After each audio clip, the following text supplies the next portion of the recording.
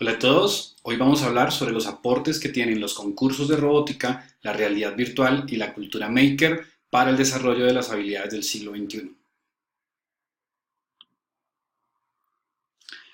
Muy bien, primero que todo me presento nuevamente, soy Ronald Gutiérrez, soy doctor en Ingeniería Informática de la Universidad Pontificia de Salamanca, especialista en Administración de Negocios de la Universidad Sergio Arboleda e ingeniero electrónico de la Universidad Distrital. Actualmente me desempeño como CEO de Robotic People, una comunidad muy grande de robotistas en Latinoamérica. También CEO de Parquebot, que es una empresa dedicada al desarrollo del aprendizaje en temas de robótica. Y también de Green Style, que es un emprendimiento que se basa en temas ecológicos y reciclaje. Y finalmente también soy profesor en la maestría en informática educativa en la Universidad de La Sabana. También he escrito varios artículos en revistas científicas y bueno, he hecho algunos aportes interesantes para la comunidad, principalmente en temas de robótica educativa y realidad virtual en educación. Muy bien, para hoy vamos a tener la siguiente agenda. Vamos a iniciar hablando sobre qué son las habilidades del siglo XXI. Luego de esto vamos a ver cómo se desarrollan los concursos de robótica para el desarrollo de esas habilidades del siglo XXI.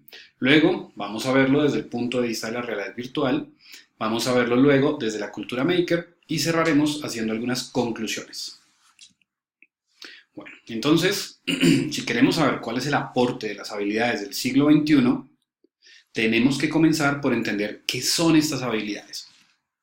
Entonces, vamos a tomar para esto un cuadro que es el framework que ha generado una comunidad que es P21, que está enfocado en considerar cómo y qué debemos hacer nosotros para lograr enfrentar los retos que nos propone el siglo XXI. Esto es lo que se ha considerado las habilidades del siglo XXI. Este framework, como lo podemos observar en la pantalla, no está dividido en 4 secciones. La primera de ellas son las habilidades para la vida y la carrera, Life and Career Skills. Luego están las Learning and Innovation Skills, que se conocen como las 4 Cs, donde está el pensamiento crítico, la comunicación, la colaboración y la creatividad. Luego están, en la parte morada, las habilidades que están desarrolladas con todo el manejo de la multimedia, manejo de internet, búsquedas de información, etc. Y finalmente, en el cuadro verde, vamos a encontrar todo lo que son las asignaturas, las materias necesarias para que una persona pueda desarrollarse dentro del siglo XXI. La primera de ellas son las Learning and Innovation Skills, que las conocemos, ya decía, como las 4 Cs, donde tenemos inicialmente el pensamiento crítico. ¿Qué es ese pensamiento crítico? Resulta que muchas veces cuando nosotros estamos en la clase, el profesor nos dice algo y todo lo damos por sentado. Entonces, ya, el profesor nos está diciendo alguna cosa y nosotros todo lo vamos recibiendo, lo vamos tomando, pero muchas veces no nos ponemos a pensar, no consideramos si esta información realmente está bien, realmente es algo que está garantizado, que está certificado, digámoslo así. Y tanto llega a ser este esquema que luego entonces entramos a las redes sociales y empezamos a encontrar una cantidad de información, mucha de ella información falsa, y aún así la recibimos, la tomamos y la consideramos como cierta, que es una de las crisis que están teniendo estas redes sociales. Entonces, el pensamiento crítico exactamente ¿qué es?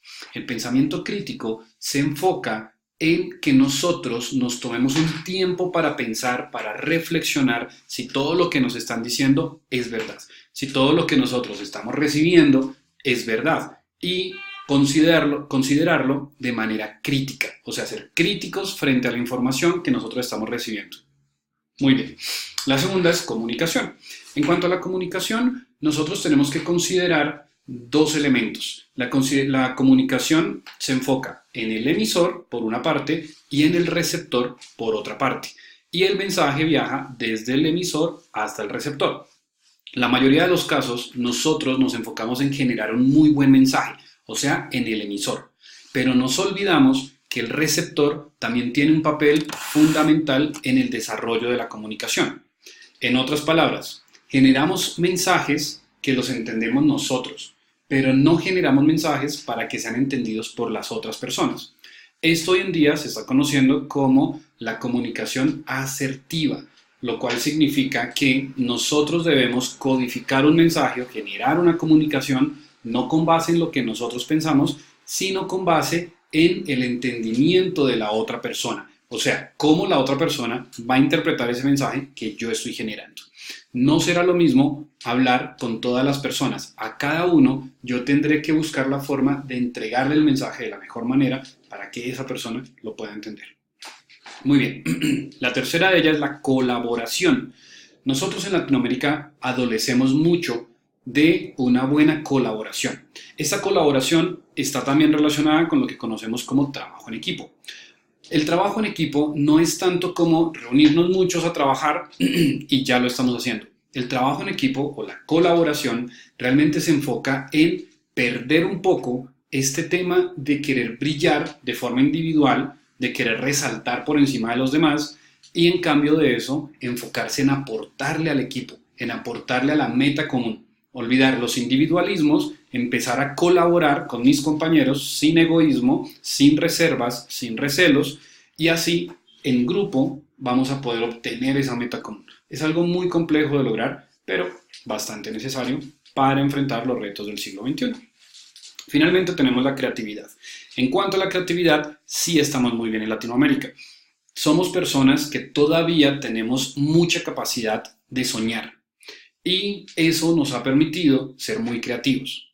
Realmente la creatividad es lograr romper ese molde, romper esas normas, romper los esquemas, salirnos del paradigma y en este caso en particular y para la comunidad, para los jóvenes, les pido enormemente, por favor, olvidémonos de la moda. La moda no debe existir. La moda rompe, acaba con nuestra creatividad. La moda es simplemente seguir a la multitud, seguir las tendencias, y eso está muy mal. Nosotros debemos considerarnos únicos, respetar nuestros propios gustos, respetar lo que somos, conocernos, y luego, a partir de ese conocimiento interior de lo que nosotros somos, proyectarlo hacia el exterior. La individualidad de cada uno aporta muchísimo a la belleza del mundo y es muy importante que la reconozcamos como propia. Por tanto, la recomendación acá en cuanto a la creatividad, para que nosotros logremos ser muy creativos, son dos cosas. Número uno, olvidarnos de las modas, entender nuestra individualidad, conocernos nosotros mismos, respetar esa individualidad, valorarla y sacarla al mundo. Ese es el número uno. Y el número dos, en cuanto a la creatividad, es romper paradigmas. Olvidarnos por completo de los paradigmas que nos quieren imponer, la sociedad, el consumismo y, nuevamente, simplemente ser nosotros mismos. Muy bien, nuestro segundo cuadrito hablaba de lo que serían las asignaturas claves para enfrentar el siglo XXI. En este caso, vamos a observar que una de las principales en el listado de la parte izquierda de la pantalla es el inglés. El inglés, más allá de un tema de si nos gusta o no nos gusta, si es difícil o es fácil, el inglés se ha convertido en el lenguaje universal en el planeta hoy en día. Y esto va acompañado de unos procesos políticos que los conocemos como la globalización. ¿Qué significa esto? Que cada día nosotros ya no nos relacionamos solamente con las personas del colegio, las personas de la universidad o los vecinos del barrio, sino que las fronteras se están rompiendo realmente. A través de las redes sociales estamos conociendo personas en todos los lugares del planeta y también las posibilidades de viajar hoy en día son más fáciles, más sencillas. Por tanto, una de las herramientas fundamentales que yo debo desarrollar, en las cuales me debo enfocar para poder enfrentar el siglo XXI, es el manejo de esta lengua que se convirtió en este momento en el lenguaje universal. Esto me va a abrir las puertas y me va a permitir ingresar a otros lugares en el mundo. Muy bien, al lado de esto hablamos de lenguajes del mundo, que si bien el inglés es una de las buenas plataformas para poder ser universal, ya si yo quiero ingresar de lleno en otra cultura, la mejor opción será entrar con su propio lenguaje. Luego de esto encontramos las artes, qué interesante, porque siempre nos decían que primero están todas las ciencias fuertes y realmente las artes nos van a permitir desarrollar esa creatividad de la que estábamos hablando hace un rato. Luego encontramos las matemáticas, base fundamental para todo, algo que no se trabaja tanto y es la economía, entender cómo funciona tanto los niveles macroeconómicos como los niveles microeconómicos para poder manejar mi economía personal y pues claramente no estar viviendo en una crisis económica permanente. Las ciencias, la geografía, la historia y algo que es fundamental, que es la competencia ciudadana. En cuanto a la competencia ciudadana, lo más importante a resaltar acá es esta capacidad de vivir en comunidad, entendiendo las normas y respetándolas. Temas tan simples como no arrojar basura al piso, temas tan simples como el manejo del tráfico, que si yo veo un pare significa detener mi vehículo, no significa reducir la velocidad, etcétera. Son elementos tan simples, pero que muchas veces las personas no los obedecemos, creemos que yo no lo haga no afecta mucho, pero cuando son millones de personas pensando lo mismo, generan un caos. Y estos caos los vemos en las pérdidas de tiempo que enfrentamos todos los días, en el tráfico, en los trancones, etc. Muy bien, la siguiente es Information Media and Technology Skills, que, como lo decía hace un momento, se enfoca principalmente en lo que sería la alfabetización a nivel de búsquedas de información, alfabetización a nivel de manejo de multimedia y en general todos los medios informáticos, y finalmente alfabetización en lo que serían las tecnologías de la información y las comunicaciones. En otras palabras, tener un muy buen dominio y entendimiento de la tecnología, entendernos muy bien con los sistemas digitales, con la internet, poder hacer realmente búsquedas efectivas de información, que no solamente googleemos, sino que realmente podamos ir a encontrar cuáles son las fuentes de esa información que estamos utilizando, cuáles son las fuentes, verificarlas y poder saber que esto que nosotros estamos encontrando allí realmente es información que podemos utilizar para soportar nuestras argumentaciones. Muy bien, y la última es Life and Career Skills, que básicamente son las habilidades que yo necesito para moverme bien en la vida y en mi profesión. Esto, bueno, no las voy a nombrar todas, pero las principales son flexibilidad y adaptabilidad. ¿Qué significa exactamente esto? Significa que yo sea capaz de adaptarme a los cambios permanentes del entorno. No estamos en un mundo estático. Esta época de la vida, este momento de la historia que nos correspondió a nosotros, se caracteriza por los grandes cambios y por esa permanencia en el cambio. Entonces, realmente en este momento, lo único permanente es el cambio. Debo ser capaz de adaptarme a esos cambios, de adaptarme a esas nuevas situaciones y ser muy flexible. Por ejemplo, a una persona, a un empleado, normalmente, si le dicen, oye, vamos a cambiarte de lugar de trabajo, tu puesto ya no va a ser este, mañana empiezas a trabajar en este otro puesto. Eso resulta siendo en muchas ocasiones un caos. Y es difícil porque entonces, no, bueno, es que ya estaba cómodo aquí, la luz me entraba por este lado, la silla estaba graduada de tal forma, desde aquí no me entraba la ráfaga de viento, mil cosas. Y en el nuevo puesto, pues ya, todas estas condiciones han cambiado. Es importante tener en cuenta que para el mundo de hoy yo debo ser capaz de trabajar en mi casa, en la oficina, durante el carro por teléfono, bueno, con manos libres, y poderme adaptar, incluso si un día tengo que trabajar en un café, poderlo hacer desde allí sin ningún problema. Yo, como empleado que enfrente el siglo XXI, debo tener esa capacidad de adaptarme, esa capacidad de ser flexible. Y luego, desde el otro lado, si soy empresario, debo trabajar muy fuerte en la flexibilidad y la adaptabilidad de las personas que tengo a mi cargo. Porque nuevamente, estamos enfrentándonos a situaciones donde no podemos ser estáticos. Entonces, debo valorar esas habilidades de flexibilidad y adaptabilidad y debo propender porque se desarrollen en mis empleados. Luego tenemos la iniciativa y el self-direction. En cuanto a esto es básicamente, resumo esto en una palabra que es la proactividad. ¿Y qué es exactamente la proactividad? La proactividad es que yo siempre tengo ideas y muy buenas. Todas las personas las tenemos. Pero la mayoría nos da miedo exteriorizarlas, llevarlas. Vamos a decir, no, y si fracasa, me van a echar la culpa a mí. No, esto de pronto es una bobada, etc. No, no lo son. Debemos trabajar muy bien en que las ideas que tengamos las mejoremos, las argumentemos y las expongamos. Esas ideas y tomar esa iniciativa y decir, vamos a ponernos la camiseta y vamos a trabajar para mejorar, eso es lo que se requiere en el mundo de hoy. Entonces, no estar quietos, no estar dormidos esperando a que otra persona tome el liderazgo, tome el primer paso y luego ir a seguirlo, sino que también en ocasiones, con las ideas que nosotros tenemos, darnos la oportunidad de mostrar que esas ideas valen la pena. Eso está siendo muy valorado en el mundo de hoy. La siguiente son Social and Cross-Cultural Skills, que hace referencia a la importancia que tiene sabernos relacionar en la sociedad. Muy importante que no seamos la persona odiosa, que no seamos la persona que no habla con nadie, el tipo o la persona creída. No nos creamos nada. Somos humanos, todos somos exactamente iguales, todos tenemos fortalezas, todos tenemos debilidades, todos tenemos momentos de alegría y momentos de tristeza. Y es muy importante entender que siempre estamos relacionándonos entre humanos. Los humanos somos humanos, no somos máquinas. ¿Eso qué implica? Que esta frase de aquí estamos hablando entre profesionales y estamos hablando desde cosas de trabajo, al final no es tan cierta. Siempre tenemos al humano al frente. Siempre las emociones van a estar presentes. Y siempre es importante que si yo voy a hablar de negocios, no tengo que ser 100% frío. Al final, soy humano y la persona con la que estoy negociando también es un humano. Si yo entiendo esto, voy a poder lograr muchas cosas a nivel de confianza, que es la base para cualquier negociación.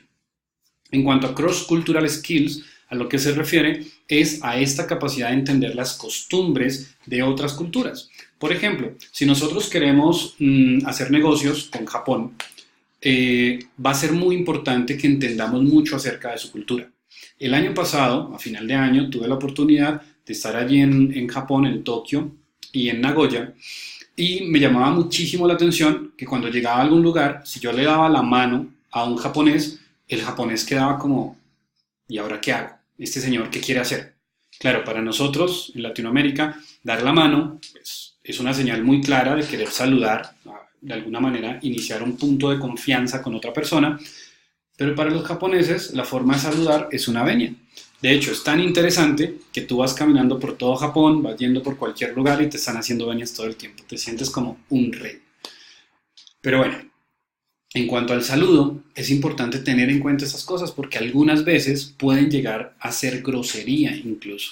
Entonces, antes de viajar a algún país, antes de conocer a alguna persona de otra cultura, siempre es importante informarse. Siempre es importante buscar blogs, buscar páginas web de los sitios, incluso las páginas de las embajadas, algunos canales de YouTube, algunos youtubers que nos cuentan cómo han sido sus experiencias para que una vez lleguemos allá, las cosas nos funcionen bien. Otra cosa que les puedo contar es, por ejemplo, el año pasado también tuve la oportunidad de estar en Corea del Sur y hay una seña muy particular en Corea. Bueno, hay como dos niveles de señas que se trabajan en Corea. La primera es esta, que creo que nosotros la entenderíamos completamente, es un no. Entonces, si te hacen así, significa no. Para nosotros, muy claro. Pero luego aparece otra que es esta. Y eso, si te lo hacen, para un latinoamericano normal, no lo vamos a entender. O sea, te hacen esto y uno podría llegar a pensar que es algo grosero o algo incómodo, porque además te lo hacen con mala cara y no lo es. Es un nivel más alto de esta señal. Esto es no, pero esto es un rotundo y definitivo no. Es más o menos un prohibido. Es de ninguna manera lo hagas. ¿Vale? Entonces son señales que si tú lo ves previamente en una conferencia como estas o en un canal de YouTube, vas a poder entender mucho acerca de esa cultura y una vez que llegues allá vas a poderte entender muy bien con ellos. Eso es muy importante. Si tú llegas y no entiendes las señales que te están generando, pues siempre vas a ser la persona que esté generando la discordia o aquella persona que no se logre integrar. Muy bien. Luego de esto vamos a hablar de la productividad, que básicamente hace referencia a que nosotros hoy en día no nos enfoquemos en las horas de trabajo, sino en lo que producimos, ¿vale? Entonces ya hoy en día cada vez más se maneja el trabajo por metas, por objetivos y no tanto por cantidad de horas de trabajo. Finalmente, liderazgo y responsabilidad, que al fin y al cabo solamente se refieren a que tú seas capaz de ser líder en aquello en lo que tú eres fuerte, que tomes la bandera en el momento que lo consideres oportuno. No hay necesidad de ser líder en todo, pero en aquello que no somos, en lo que nosotros somos fuertes, es muy importante tener esa capacidad de tomar el liderazgo y sacarlo adelante. Muy bien, estas son las habilidades para el siglo XXI. Ahora vamos a mirar cómo desde los concursos de robótica se puede aportar bastante para el desarrollo de esas habilidades.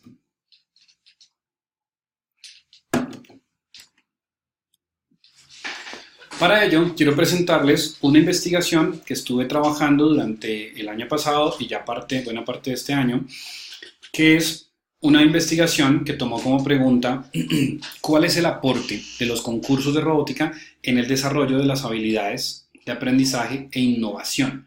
Esas habilidades de aprendizaje e innovación, me voy a devolver por acá, son estas, las 4 Cs: Critical Thinking, Communication, Collaboration and Creativity. Entonces, en el estudio nos enfocamos por ahora en esas 4 habilidades y para ello tomamos como muestra o como población participantes en concursos de robótica de 3 eventos en particular. El primero de ellos, el Robotic People Fest en Colombia; el segundo, el evento del Robot Challenge en México; y el tercero, el All Japan Robot Sumo Tournament en Japón. Allí tomamos datos de diferentes personas, en total fueron 70 personas para ese estudio, y a ellos les aplicamos algunas preguntas. Como datos demográficos vamos a encontrar que el 84.7% fueron hombres, un 15.3% mujeres, lo cual es muy interesante ver que la porción correspondiente al género femenino no es tan pequeño y que esperamos pues, que las mujeres se sigan integrando a este tipo de tecnologías. Muy bien, la primera pregunta que se les hizo fue si se aprende más a nivel de competencias, habilidades o destrezas en los concursos de robótica que lo que sería en el aula de clase. Podemos ver que la mayoría de las personas estuvieron de acuerdo o ni de acuerdo ni en desacuerdo y 33.9% totalmente de acuerdo. Los conocimientos técnicos se consolidan mejor cuando se construye un robot que cuando se ven teóricamente en el aula. Esto es muy interesante porque nosotros podemos ver que muchas veces un profesor nos da la teoría, nosotros tomamos apuntes, miramos, analizamos, pero hasta ahí llegamos. Pero qué interesante es cuando esta teoría que nos dice el profesor, nosotros la estamos implementando directamente sobre un robot. Entonces ya tú vas a entender la ley de Ohm perfectamente porque se te está quemando un componente si no la estás teniendo en cuenta. Entonces, todos estos elementos que vienen desde la teoría ya los aterrizas directamente sobre el robot. Luego veíamos si la participación en concursos de robótica fomentan el aprendizaje colaborativo. Esto que hablábamos hace un rato, tan importante del trabajo en equipo. Y es que cuando se hace un robot, nosotros requerimos conocimientos desde la parte mecánica, desde la parte electrónica, desde la programación.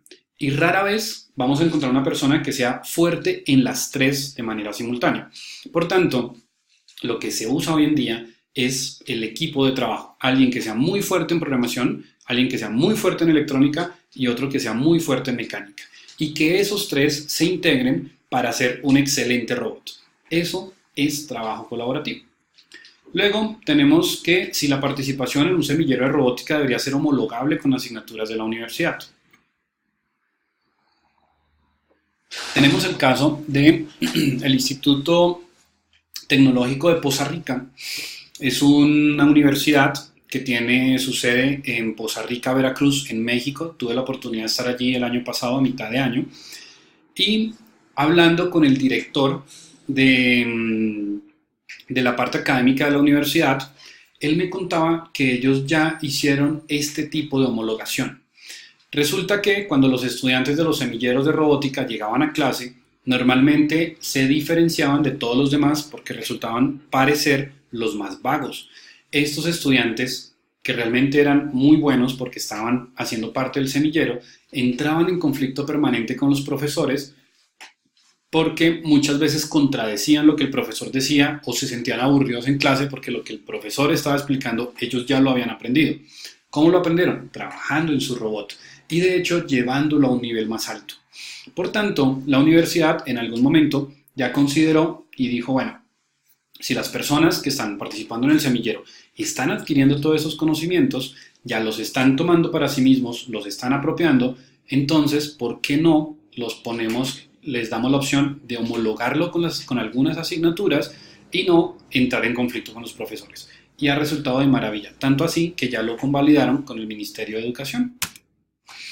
Luego tenemos si la participación en concursos de robótica contribuye al desarrollo del futuro profesional. Noten cómo las personas perciben esto de forma absoluta. Vemos un 45.8% en totalmente de acuerdo y un 45.8% en de acuerdo. O sea, las personas están entendiendo, los que están allí en el concurso de robótica, que esto ya no es un hobby, esto ya se nos está convirtiendo en una profesión, tal como lo vemos también ya en la pregunta número 10, donde estos concursos de robótica ya nos están mostrando una opción de cómo generamos estas habilidades para el desarrollo de nuestra carrera, de nuestra profesión. Entonces, aquí nuevamente vale la pena que hagamos los robots, vale la pena que participemos en estos concursos. ¿Qué categorías existen cuando hablamos de concursos de robótica? En la parte izquierda vamos a ver todas las que tienen que ver con sumo. Vemos allí la sumo RC, el sumo autónomo, que son robots más o menos de 3 kilogramos, 20 centímetros por 20 centímetros de largo y ancho, que van a participar en un dojo, que es una pista de sumo, estos círculos que vemos, entonces igual que el sumo de Japón, de hecho es una categoría originada en Japón, y lo que vamos a encontrar allí es que, tal como en la vida real, que los competidores de sumo son dos personas que luchan para empujarse y sacar al otro del círculo, pues aquí vamos a ver lo mismo, dos robots que se enfrentan uno contra otro para sacar al otro robot de ese círculo. Vemos las mismas categorías, pero en mini sumo, un poco más pequeños. Puede ser autónomo, el solo robot toma las decisiones, o puede ser radio controlado, de modo tal que hay un piloto que manipula el robot. Y también vamos a encontrar micro sumo y nano sumo, que son categorías mucho más pequeñas. Muy bien. Luego vamos a encontrar también opciones como la carrera de insectos, que son robots que deben ir caminando con patas, no con ruedas, a través de una pista de aproximadamente 2 metros de larga y debe ir superando algunos obstáculos, de modo tal que no va a caminar siempre por piso liso, sino que va a ir montándose sobre piedras, bueno, diferentes obstáculos que se le van a colocar allí. Y normalmente, pues lo que se busca es que gane el primero, o sea, el que logre mayor velocidad sin perder la dirección. Tenemos también las opciones de seguidor velocista o seguidor en persecución, que son básicamente carritos que se deben manejar por sí solos, deben ser autónomos y deben seguir una línea negra a la mayor velocidad posible. También encontramos categorías como el fútbol de robots, que es genial. Vemos a los robots compitiendo uno contra otro por hacer goles, algo que nos fascina a nosotros acá en Latinoamérica. Vemos también la categoría de animatrónicos, que son robots que pueden personalizar cualquier objeto o cualquier persona o personaje de la vida real y darle vida por medio de sus movimientos y algunas interacciones básicas. Y finalmente tenemos la lucha de robots, que son estas muy famosas que las hemos visto ya seguramente en televisión, donde dos robots están en un cuadrilátero y tienen que romperse uno contra otro. Esto normalmente le genera mucha empatía a las personas. Muy bien. Bueno, y tenemos el freestyle, que básicamente se enfoca en los proyectos. Cuando yo tengo un proyecto de robótica y lo quiero mostrar, pero pues no cabe dentro de ninguna de estas categorías, encontramos la freestyle, donde podemos llevarlo para mostrarlo. ¿Dónde podemos participar? Existen muchos eventos a nivel mundial, en cada país suele haber más de un evento, aquí he querido resaltar algunos de los más importantes. En Colombia, el Robotic People Fest, en México tenemos el Robot Challenge, en Egipto en este momento se está iniciando con el primer All Egypt Robot Sumo Tournament. Luego en Ecuador también vamos a encontrar la Copa Utabot, el Robot Challenge de Rumania, que ya es un evento bastante grande y conocido, el Robot Challenge de China, que también es bastante grande, el mítico y uno de los más importantes a nivel mundial, el All Japan Robot Sumo Tournament, donde inició esta categoría de sumo, claramente es una categoría japonesa, y la Liga Argentina de Robótica, que pues también han estado organizando bastantes eventos alrededor de todo el país.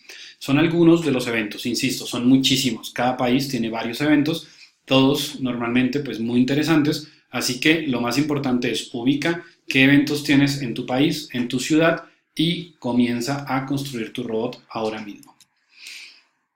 Aquí vemos algunas imágenes en la parte superior izquierda del Robot Challenge de Poza Rica. En la parte superior derecha, la participación que tuvimos en el All Japan el año pasado. En la parte izquierda vemos el mismo evento. El escenario que se está observando allí es el mismo escenario donde suceden las luchas de sumo real. O sea, es el mismo estadio. Solo que en esta ocasión ya no son humanos, sino son robots los que están peleando.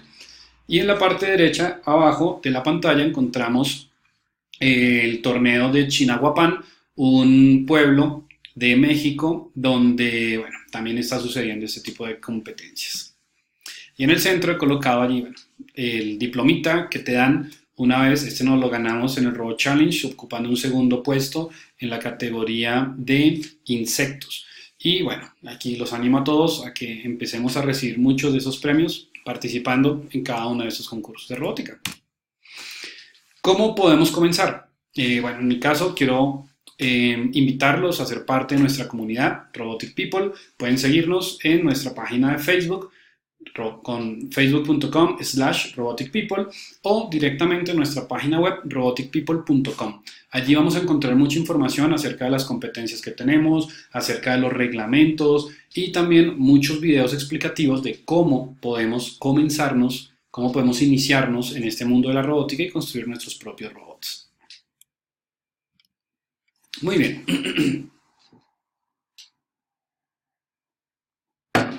Ya abordamos la temática de cómo los concursos de robótica nos aportan para el desarrollo de las habilidades del siglo XXI.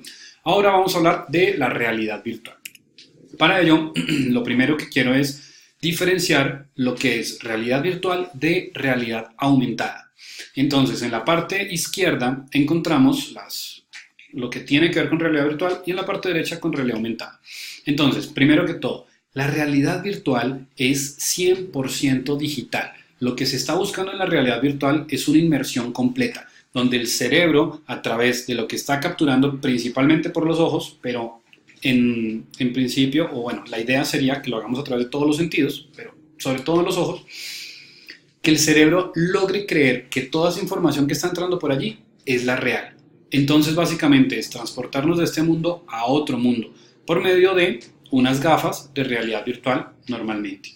En el caso de la realidad aumentada es diferente. La inmersión no es ya del 100%. Vamos a tener un porcentaje de elementos digitales combinados con otro porcentaje de elementos del mundo real. Y la combinación de estos dos nos van a dar lo que conoceríamos como realidad aumentada. Entonces, en la realidad virtual es 100% virtual, 100% digital. En la realidad aumentada lo que hacemos es enriquecer las imágenes del mundo real con algunos elementos digitales.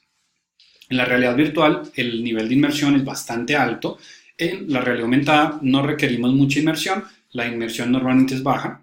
Los dispositivos suelen ser gafas de realidad virtual que son absolutamente necesarios en la realidad virtual y son parcialmente necesarios, no obligatorios en la realidad aumentada.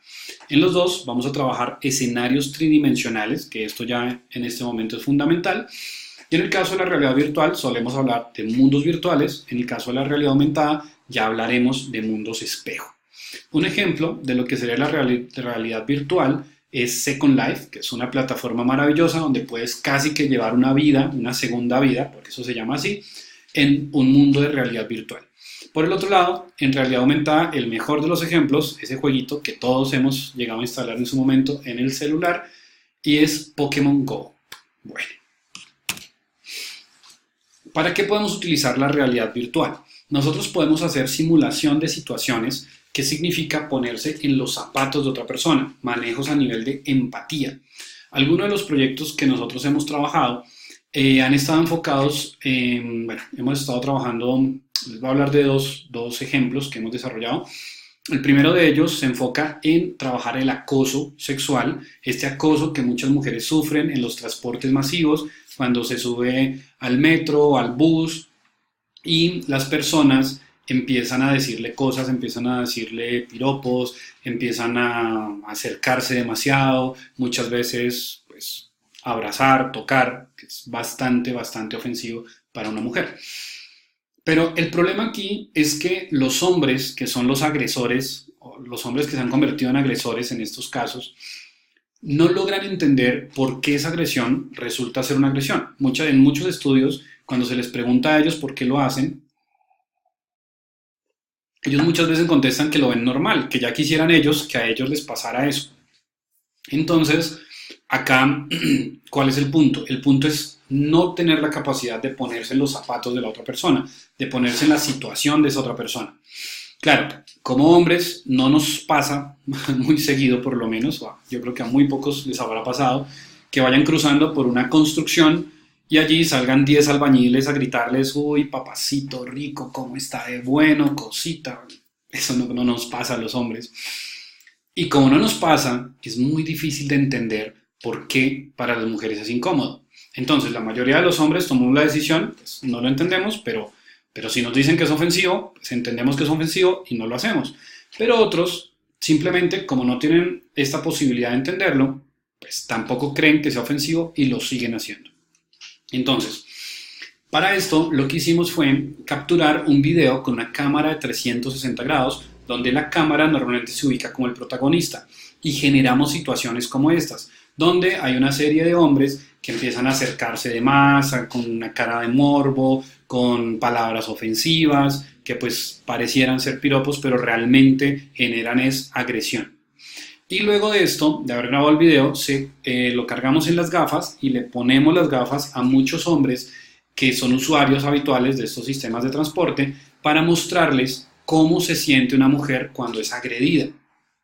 Los resultados son muy interesantes, son maravillosos, porque claramente la mayoría de los hombres empiezan a entender que este tipo de situaciones son bastante desagradables. Una vez que ellos se ponen las gafas, es como si ellos fueran la mujer agredida y pueden observar claramente cómo funciona esta agresión, que es bastante fuerte.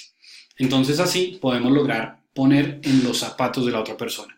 De igual manera, hemos generado otro video para situaciones de bullying, algo que es muy común en los colegios, y por medio de este bullying, por medio de esta tecnología, nuevamente hemos podido hacer que los niños que son agresores del bullying puedan ponerse las gafas y por medio de un video de realidad virtual entender cómo es de fuerte cuando las demás personas te están ofendiendo, te están agrediendo, y así ellos, cuando una vez los entrevistábamos, ya nos contaban y nos decían cómo ellos sentían y se daban cuenta ahora que esto es algo bastante fuerte y que ya no les daban ganas de seguirlo haciendo.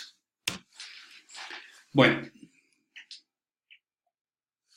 también podemos utilizar la realidad virtual para simulación de escenarios, que son básicamente experiencias que nosotros podríamos generar de estar previamente en un lugar sin haber estado físicamente allí. Entonces yo puedo hacer recorridos virtuales por las pirámides de Egipto, por el Taj Mahal, o puedo hacer recorridos virtuales para mis estudiantes llevándolos, por ejemplo, al interior de una planta de energía nuclear. Algo que físicamente sería, pues bueno, no sé si imposible, pero muy difícil llevarme a los 30 estudiantes del salón para una planta nuclear. Entonces puedo, por medio de la realidad virtual, hacer ese tipo de recorridos para que las personas vivan esa experiencia sin tener que desplazarse hasta allí.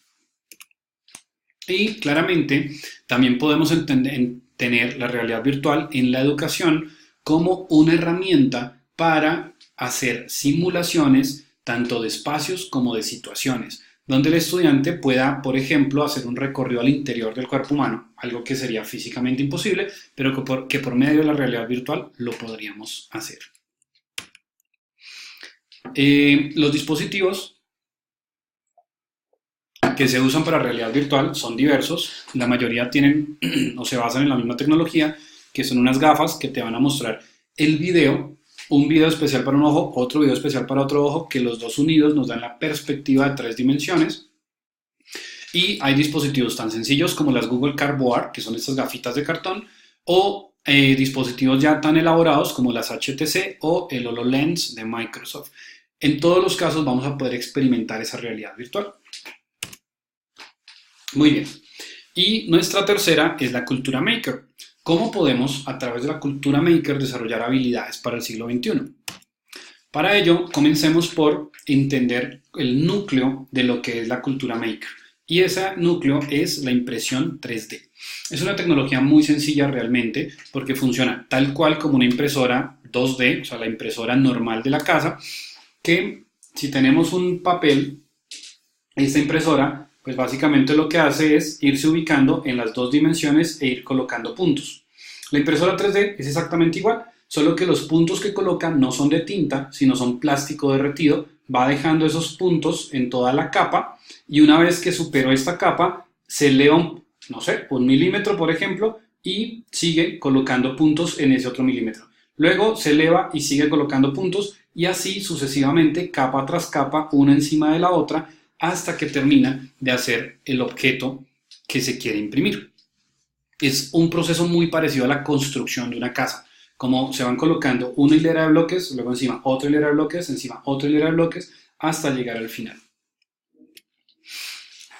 Los materiales que se pueden utilizar cuando queremos hacer impresión en 3D son normalmente PLA y ABS, que son los más parecidos al plástico, al fin y al cabo son polímeros, pero podemos usar otros materiales. Se puede utilizar nylon, que genera unas propiedades bastante interesantes en el material. Podemos utilizar también Flexi, que es un plástico, pero es un plástico flexible con el cual se han podido ya imprimir zapatos o muchas piezas que requieran estos procesos de flexibilidad, como un plástico pero flexible. Algo muy interesante que es imprimir en fibra de carbono. Uno diría, wow, pero si la fibra de carbono es un metal bastante fuerte, ¿cómo podemos derretirlo e imprimirlo? Realmente lo que se hace es una aleación entre la fibra de carbono y el polímero, de modo tal que cuando se derrite son partículas muy pequeñas de fibra incrustadas con este plástico y que permiten ahora entonces darle forma. Entonces no será 100% fibra de carbono, podemos manejar unos porcentajes, digamos 70 o 80% fibra de carbono, un 20 o 30% de plástico, pero le da las propiedades de robustez de la fibra de carbono. Insisto, no al 100%, pero funciona. También con la misma técnica podemos imprimir madera, algo que parecería loquísimo, pero con la misma técnica de un porcentaje madera, otro porcentaje plástico, podemos llegar a hacer la pieza que queramos en madera. Entonces nos resultan unas esculturas muy interesantes. Muy bien, como ya vimos, se pueden usar muchos materiales, también podemos usar chocolate y podemos hacer chocolatinas o chocolates a la medida de lo que nosotros queramos. En China ya se han hecho muchos proyectos donde se imprimen casas reales con concreto. La misma técnica, se usa el concreto, se va imprimiendo la casa y se han construido ya barrios completos con esta técnica. Y finalmente, tejido celular. Se ha empezado ya a trabajar en la creación de órganos a partir de la impresión 3D, donde ya la materia prima no es plástico, no es PLA, no es fibra de carbono, sino que el material con el que queremos imprimir son células. Y esto, claramente nos va a permitir hacer la impresión de órganos. No es que ya lo podamos hacer, eso está en proceso de investigación, pero se está trabajando muy duro para lograrlo. Qué interesante sería que cuando una persona esté enferma y requiera un reemplazo de un órgano, pueda efectivamente imprimirse ese órgano a su medida y pueda serle reemplazado.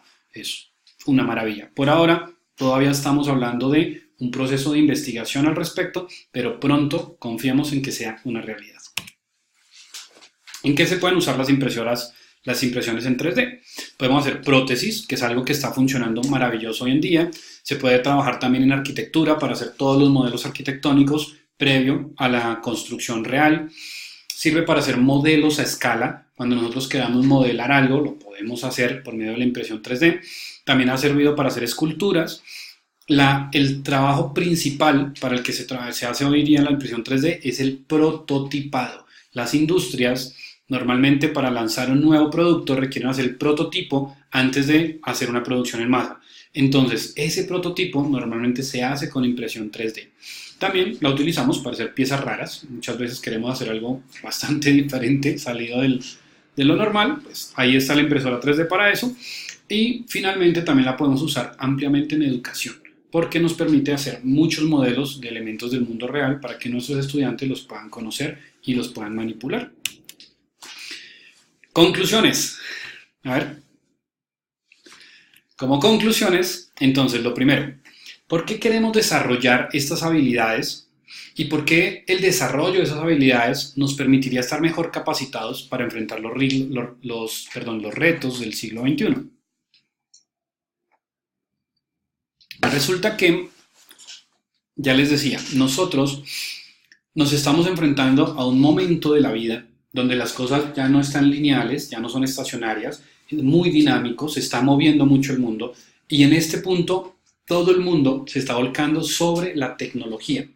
Entonces, no significa que todos tengamos que ser ingenieros o todos tengamos que ser tecnólogos en algo, pero sí debemos generar las habilidades necesarias para entendernos con la tecnología por un lado y con las otras personas, con los otros humanos por otro lado. Entonces, el desarrollo de estas habilidades que ya hemos nombrado nos va a permitir entendernos muy bien con la tecnología y con la sociedad. ¿Por qué vale la pena ser maker? Porque cuando nosotros queremos desarrollar nuevos elementos, nuevas cosas, cuando tenemos esas ideas en la mente, muchas veces nosotros decimos, bueno, pero no, eso es muy difícil. Yo mejor sigo haciendo lo que he venido haciendo, lo que los demás hacen, y así no me preocupo. Antes era muy difícil que estas ideas que tú tenías en tu mente las pudieras materializar, pero hoy en día, por medio de la cultura maker, por medio de la impresión 3D, de la electrónica, de la programación y todos esos elementos, es posible que tus ideas puedan realmente aterrizarse, puedan materializarse, convertirse en productos que le aporten a la sociedad y que puedas desarrollar realmente la economía también de tu país. Entonces, vale la pena ser maker. ¿Por qué vale la pena hacer robots? He colocado acá dos respuestas que a mi juicio son muy importantes y fundamentales para entender por qué vale la pena hacer robots. La primera de ellas es porque el saber cómo se hacen estos robots nos permitirá entendernos mejor en un mundo con robots. ¿De qué estoy hablando? Se avecina la cuarta revolución industrial. Es un momento en el cual nosotros vamos a estar inundados de robots, así como en el pasado los computadores empezaron a llegar de a pocos, pensábamos que solamente iban a estar en las universidades y resultó que hoy día todos tenemos al menos un computador en nuestras casas. Lo mismo va a pasar con los robots.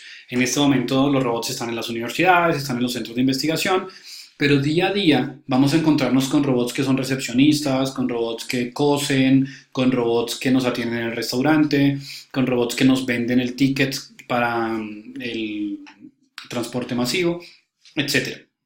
Entonces, esa sociedad donde los robots van a llegar a ser parte de nuestro día a día, donde quizás vamos a tener que compartir muchos momentos y espacios con ellos, para poder enfrentarnos exitosamente en esta sociedad es importante que entendamos cómo funcionan. No todos tenemos que construir robots, no todos tenemos que programar robots, pero en la medida en que nosotros entendamos cómo funciona esto, vamos a lograr ser más exitosos.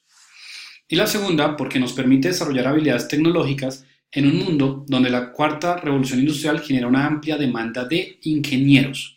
¿Qué significa exactamente? Y esto es un mensaje para todas las personas jóvenes. Hoy en día nosotros decimos, bueno, ¿qué quiero estudiar? Si la opción es tecnología, estamos en una de las mejores opciones posibles. ¿Por qué? Porque con la llegada de esta cuarta revolución industrial vamos a tener muchísimos robots en todo lado. Y con esta gran cantidad de robots, lo que más se va a demandar son personas que puedan trabajar, ya sea en temas de mantenimiento, en temas de capacitación, en temas de creación, de programación, pero todo relacionado con esta tecnología. Entonces, si hoy día todavía no sabes qué quieres estudiar, mi recomendación, comienza a estudiar algo que tenga que ver con un área tecnológica. Vas a tener un futuro garantizado. Y como una de nuestras conclusiones finales, el emprendimiento tecnológico. Estamos en un momento muy interesante porque en el pasado casi siempre para emprender una empresa, para emprender una idea de negocio, se requería mucho capital, pero sobre todo se requería experiencia y edad. Pero hoy, cuando hablamos de un emprendimiento tecnológico, estas tecnologías descienden muy rápido y muy fácil para la gente joven. Logramos adquirir estas habilidades muy rápido, logramos entendernos con la tecnología muy rápido y para aquellas personas que logran entenderse con esa tecnología, las oportunidades son enormes. Entonces, nuevamente, no tengamos miedo ni preocupación con que, uy, no, yo soy muy joven, uy, no, yo soy muy inexperto.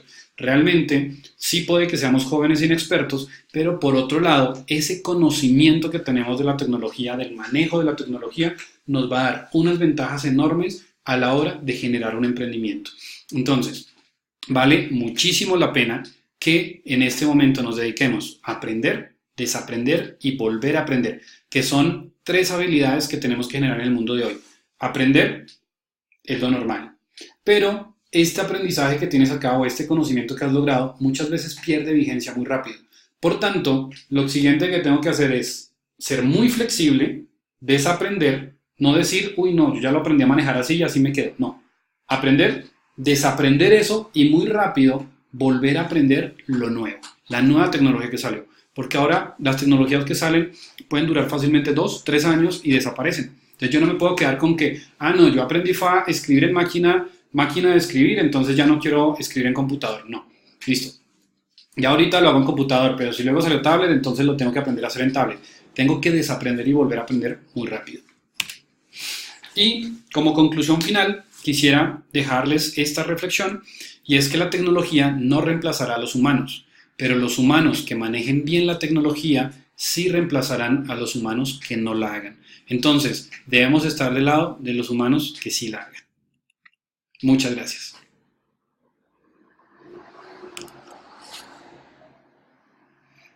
Por favor, para cualquier contacto posterior, dejo acá mis redes sociales, mi correo electrónico ceo@roboticpeople.com. También está mi WhatsApp 313-418-5350. Y por favor me pueden seguir en Instagram como Ron Guti, en Facebook como Ron Guti y en Twitter como Ron Guti. Pues por ahora no es más. Por favor, agréguenme a sus redes sociales para poder mantenernos en contacto, para que cualquier pregunta me la puedan dirigir por allí y también con mucho gusto poder compartir más información como esta en el futuro. Muchas gracias.